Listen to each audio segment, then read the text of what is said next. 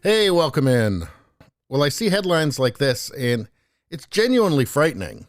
And it shouldn't just be frightening to people in the US, by the way. It should be frightening to anybody in a Western country. Because what happens in the States inevitably just goes everywhere else, such as the influence of the United States. Remember when all the woke stuff was just kids in places like Berkeley? Yeah, all that craziness, that had never survived the real world. Have you checked out Canada's Prime Minister lately? Yeah, that's what I'm talking about. Anyway, here's the headline. Biden blasted for weaponizing Department of Justice against parents speaking out against critical race theory. So, if you're a parent going to a school board meeting and speaking out, are you now worried about being persecuted by the government? The government that has unlimited funds to destroy your life. Certainly to destroy your finances. I think it's pretty obvious what the subtext is here.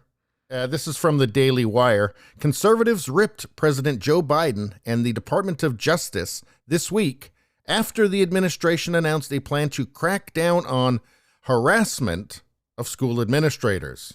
So just to get this straight, I guess burning down city blocks and looting, trying to burn down courthouses, that's a peaceful protest. But parents worried about their kids being indoctrinated into race Marxism, into a poisonous, divisive ideology, that's something they really need to be worried about.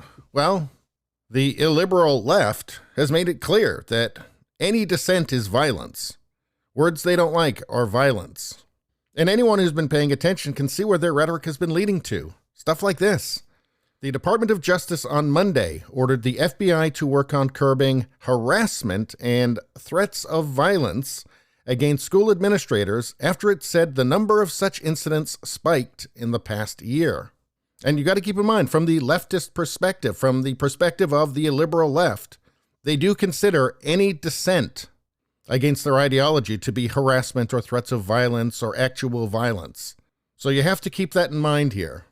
The DOJ's move came days after the National School Boards Association, the NSBA, pushed Biden to take action against the rise in, quote, malice, violence, and threats, or in other words, disagreeing with them, which the association said could constitute a form of domestic terrorism and hate crimes. And this, my friends, is all very consistent with, again, burning down buildings and looting. And actual real physical violence is mostly peaceful protest and a minor riot that seemed to dissipate into people wandering around taking selfies and old ladies waving little American flags. That becomes an insurrection. And again, people from outside the U.S. need to take heed of this stuff. Look at Canada's already medically segregated. Just look at what's been going on in Australia. It seems to have just morphed into an all-out police state, with the execution of puppies on the menu somehow.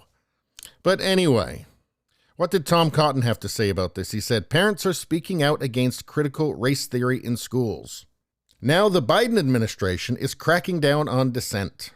And it does appear to be that. Here's what Ted Cruz said. At this confirmation hearing, Merrick Garland promised not to follow the Obama model of weaponizing DOJ to target and persecute his political opponents. Just a few months in, he's already breaking that promise. Here's what Andrew Klavan had to say. Interesting that harassing a female senator in a restroom is part of the process, but mothers standing up for their children is a criminal activity. Another snapshot of leftism. And he said this referencing Biden's reaction to Democratic Senator Kristen Sinema being followed into a bathroom by activists over her stance against the White House's $3.5 trillion reconciliation package. So Biden is fine with that harassment, and it's emblematic of the, as far as I can see, total ethical bankruptcy of the modern left. And don't call them liberals. They're not. They're illiberal. And liberal and left are not the same thing anymore. Anyway, Matt Walsh said, leftist activists can come to your house with bullhorns, film you in the bathroom, loot your business, burn police stations. The FBI does nothing. But if conservative parents raise their voices at a school board meeting, they're hunted down as terrorists. The law is dead. Look, unless you think that the QAnon shaman almost took over the free world, This should be frightening to you. Now, of course, the National School Board Association is thrilled about this news because they like critical race theory. They want to teach your children crackpot racial theories. I'm surprised they're not separating the kids into separate identity groups and having them fight to the death. But, I mean, if they just keep teaching this racial poison in the schools, I mean, the kids will just start doing that themselves, won't they?